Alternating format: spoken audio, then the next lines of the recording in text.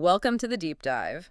So today we're looking into Lara Green Jewelry. You shared some really interesting sources, Yeah.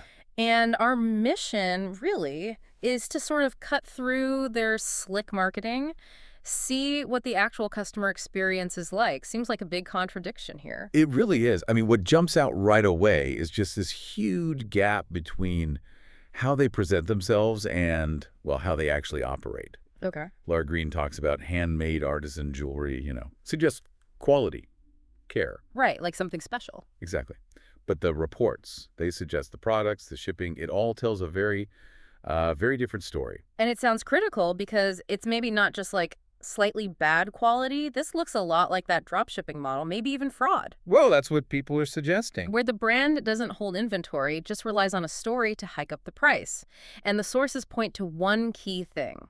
Marketing says artisan, but items ship straight from China. Yeah, that's the core of it. And if you look at the money side, the customer is paying, well, way over the odds. How much are we talking? People report paying, say, $30, maybe more, for things they say feel like cheap trinkets, stuff worth maybe $1. Wow, so like a 30x markup. Pretty much. Based purely on this, manufactured story about where it comes from. Cheap workmanship is a phrase that comes up a lot. Okay, so if you're paying that premium price based on the story, you'd expect like decent customer support. You would, absolutely. Premium support should match the premium narrative. But it sounds like as soon as there's a problem, like people realize the quality isn't there, the support just vanishes. That's what the reports indicate. Red flags pop up almost immediately. Okay, let's talk red flags. What's the first one? The phone number. Yeah, that's a big one. The phone number listed on their website, apparently it just doesn't work. So like zero actual support contact right from the start. Exactly. It feels almost strategic, like it's designed to just stop people from even trying to get in touch easily. And I guess that makes trying to return something even harder, almost impossible.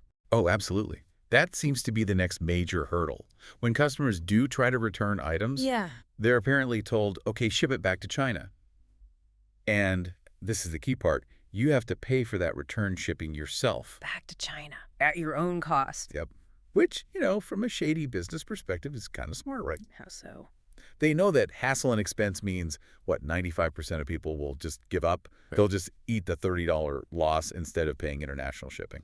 Right. Plus, weren't there complaints about shipping times to the customer being really long too? Like a month? Yeah, that comes up consistently as well. So Yeah. the whole logistics side just seems deliberately difficult for the customer. Okay, and speaking of timing, there's this sale happening now, a retirement sale. Uh-huh.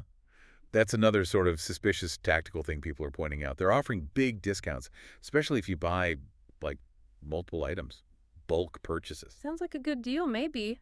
On the surface, maybe, but, I mean, given all the negative feedback we've seen, and reviewers are literally using the word scam, Okay. this whole retirement sale suddenly looks, well, pretty suspicious, like a red flag. So not a genuine clearance, maybe more like, More like a final push to just move as much product as possible, fast, get rid of inventory under the cover of this, urgent-sounding sale.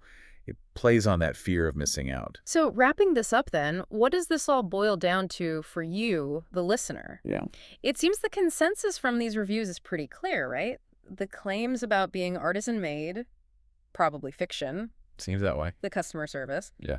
basically non-existent when things go wrong. Uh-huh. And the only thing that seems consistently real is people feeling frustrated they paid a premium for something, well, cheap. Yeah, that sums it up. And maybe it leaves you with a question to think about. Okay. When you're looking at a new brand online, how much weight do you give those glossy marketing photos and descriptions Right. versus just one small operational detail? Like, where do they actually make you send returns back to? Huh. That one detail, the return shipping location. It might just tell you everything you really need to know before you hit buy. Yeah. Maybe more than all the marketing combined.